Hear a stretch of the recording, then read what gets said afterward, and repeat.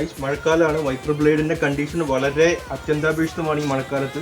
കാരണം ക്ലിയർ ആവണമെങ്കിൽ ഇത് വൈപ്പർ ഉണ്ടല്ലോ, യൂസ് ചെയ്ത് ഇതിന്റെ ചാറും എല്ലാം പിഴിഞ്ഞെടുത്തിരിക്കുകയാണ്. ഇത് മാറ്റാതെ ഇതിന് നിവൃത്തിയില്ല. ഇത് മാറ്റണമെങ്കിൽ ഇതിപ്പോൾ ആൾട്ടോ കേട്ടൻ്റെ ആണത്. ഇത് നമ്മൾ ആമസോണിൽ ഓൺലൈനൊക്കെ മേടിക്കാവുന്നതാണ്. ആദ്യം ഇതിന്റെ സൈസ് നോക്കുക. ഇത് രണ്ടും 16 ഇഞ്ച് വരുന്നത്.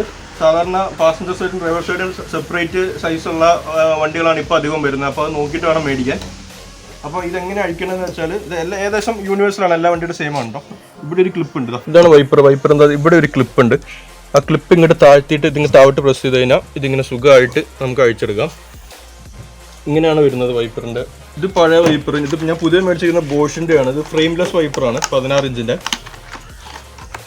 ഞാൻ ആദ്യമായിട്ടാണ് യൂസ് ചെയ്യുന്നത്. അപ്പോൾ ഇത് ഉപയോഗിച്ച് നോക്കിയിട്ട് പറയാം കേട്ടോ. ഇത് കണ്ടല്ലോ, ഇതിന് ഇവിടെ ഫ്രെയിം വരുന്നുണ്ട്. ഇത് ഫ്രെയിംലെസ് ആണ്, ജസ്റ്റ് ഒരു റബ്ബർ മാത്രമായിട്ടാണ് വരുന്നത്. അതാണ് ഫ്രെയിംലെസ് എന്ന് പറയുന്നത്.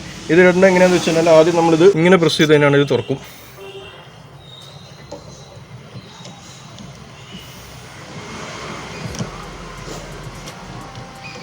ഇത് ഇതിലോട്ട് ക്ലിപ്പിലോട്ട് കയറ്റുകയാണ് ചെയ്യുന്നത്. ക്ലിപ്പിലോട്ട് കയറ്റിയിട്ട് ആ ക്ലിക്ക് എന്നൊരു സൗണ്ട് കേൾക്കണം.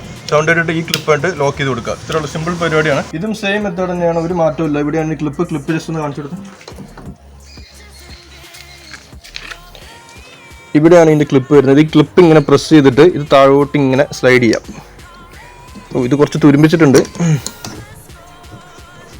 അടുത്ത സെയിം മെത്തേഡിൽ തന്നെ ഇത് മാറ്റാം.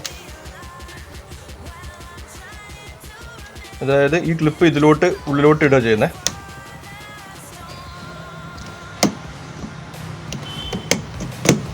ഇങ്ങനെ കയറ്റിയിട്ട് ഒരു ക്ലിക്ക് എന്നൊരു സൗണ്ട് വെക്കും. സൗണ്ട് കേട്ടായിരുന്നു, ഒന്നുകൂടെ കേൾപ്പിച്ചു തരാം. ക്ലിക്ക് എന്നൊരു സൗണ്ട് വെക്കും കേട്ടോ, ക്ലിക്ക്. എന്നിട്ട് ഈ സാധനം കൊണ്ട് ലോക്ക് ചെയ്ത് കൊടുക്കുക. സിമ്പിളാണ് പരിപാടി.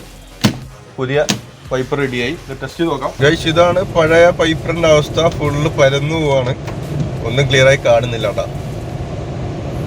ബോഷ് ഫ്രെയിംലെസ് വൈപ്പറിൻ്റെ റിവ്യൂ ആണ്. നൈസാണ്, വൺ ക്ലീൻ ആയിട്ടാണ് വൈപ്പ് ചെയ്യുന്നത്.